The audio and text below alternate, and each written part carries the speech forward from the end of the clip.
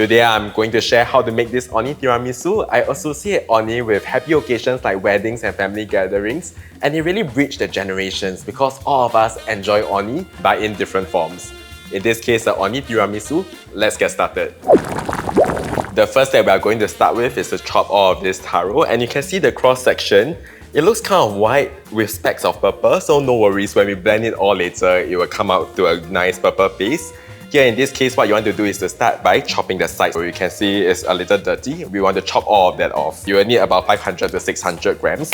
You can give this Orh Nee a quick rinse as well under the water. This is to make sure that when you blend it into a paste, you get nice and clean flavors. Keep slicing.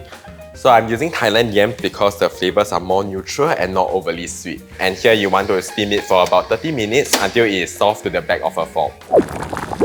It's been 30 minutes and it smells amazing. They are really quite soft and tender. Make sure that you work with this taro while it's warm. So this is to ensure that you can get a very nice, smooth paste. Are you ready for the review? Ta-da!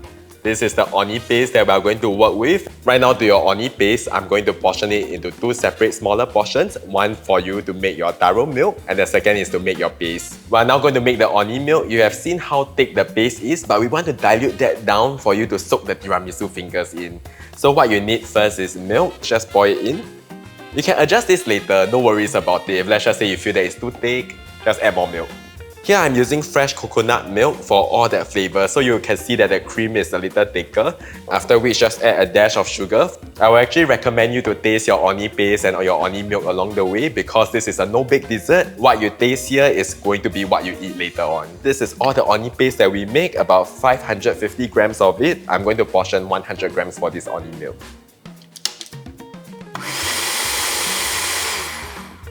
So this is much thinner than your Orh Nee paste that you have just now.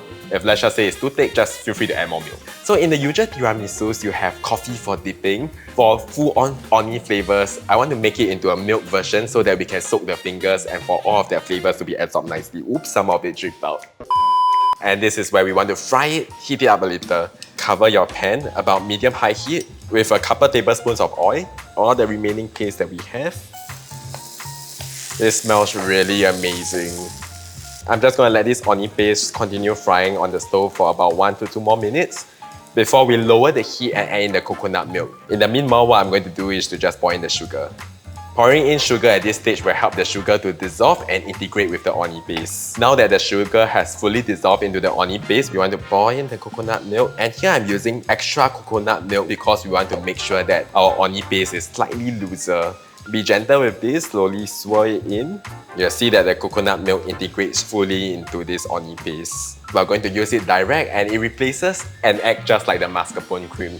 So this is why you want to adjust the sweetness to the right level, and here what I'll suggest you to do is to just taste it a little along the way to make sure that you have the right sweetness. Now the fun part, assembly. The first thing that we are going to do is to grab this tiramisu fingers and to dip it into this soaking syrup that we made just now.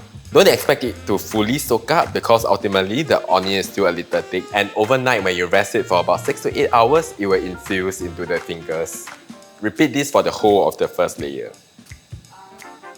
If you just leave it in there for too long, they might also become overly soggy. The next step, which is to layer this with your Orh Nee paste. Give it a good mix to loosen it a little, just to make sure that it is spreadable again. It might have clumped up a little while you are preparing your other ingredients for this assembly stage. Place it all over the fingers.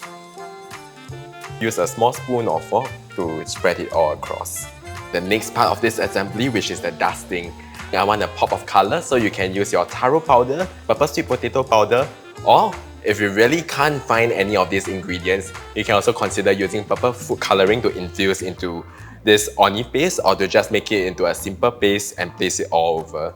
That's it. That's how the layering will be done. You have to replicate this according to how many layers that you'll be doing for your tiramisu. For myself, I'm making 2 layers for this dish. We're now going to chill this in the refrigerator for 6 to 8 hours for all their flavors to marry and soak up. Feel free to leave it overnight as well.